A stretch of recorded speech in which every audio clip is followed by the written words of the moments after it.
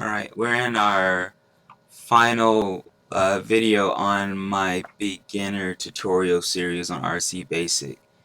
Right now I have this program running that's for a student database, and it's asking for info for 3 students. So we're going to start by it asks us to enter the first student's name, which it's student number 0.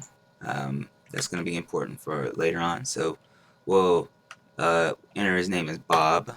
We'll say that he is 14. And then what was his math grade? We'll say, Bob's pretty smart, so we're going to say he had like 100 in math. And like history, like 98. And science, Bob's not that strong in science, so we'll say like 75.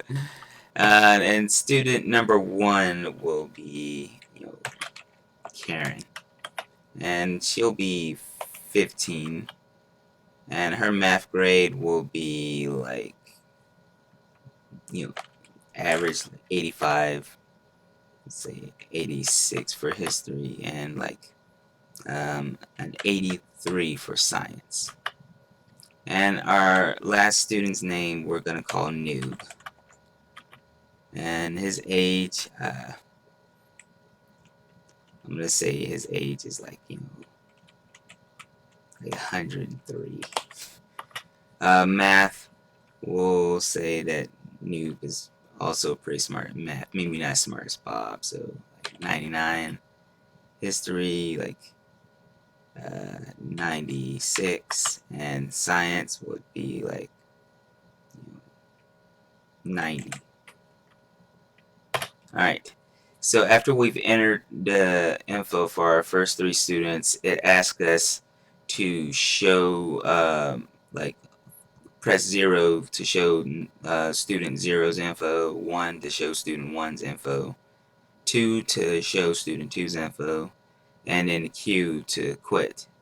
So let's just enter,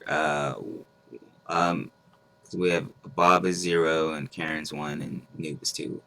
So let's look at Karen's grade. So let's just hit enter 1, enter, and we see that it outputs Karen's info, which is all the info we entered up here. And then it asks us if we want to see another student's info. So let's look at Noob's info now. And we see Noob's info right here.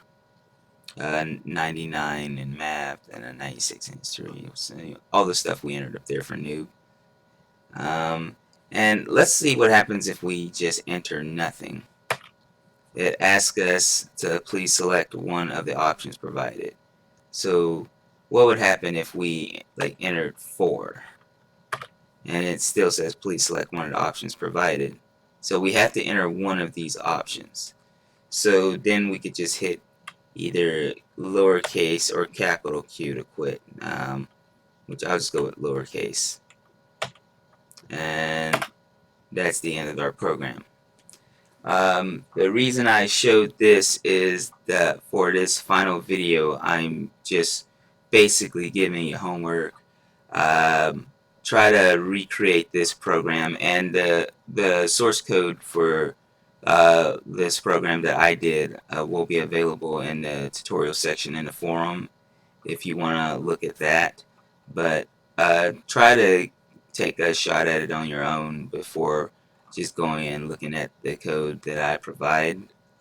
This is using all the stuff that we've learned in the previous videos, and I think it's a good challenge for skills you've learned, and maybe it'll highlight some stuff that maybe you are not that strong in, maybe you need to go back and look more into.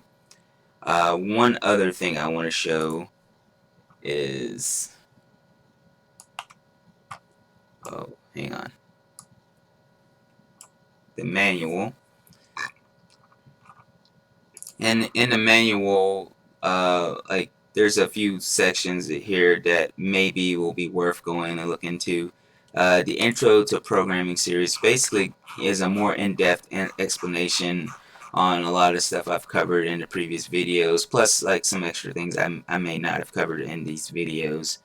And then also look at operators, variables, and data types, arrays, input, output, flow control, loops, functions, scope, and then take a quick glance at these keywords. And that should, like, you can use these either as a reference or as like a refresher for some of the stuff that you learned in like the previous videos. And also, it might be helpful to just look through the string math functions because and console.io, because these functions are like basically where most of the stuff that I've referenced in all these videos, and like all the code that all the functions that I used in that example here for the student database will be in one of those 3 sections. So with that said, I mean, if you are able to get through this without much of a problem, then I think you'd be ready to move on to my next set of videos where I'm going to go more into, graphics and game programming and some more advanced stuff. And that's it for that. If you need help with any of this, feel free to ask a question in the forum or even post a comment on this video. And I will see you in the next set of videos.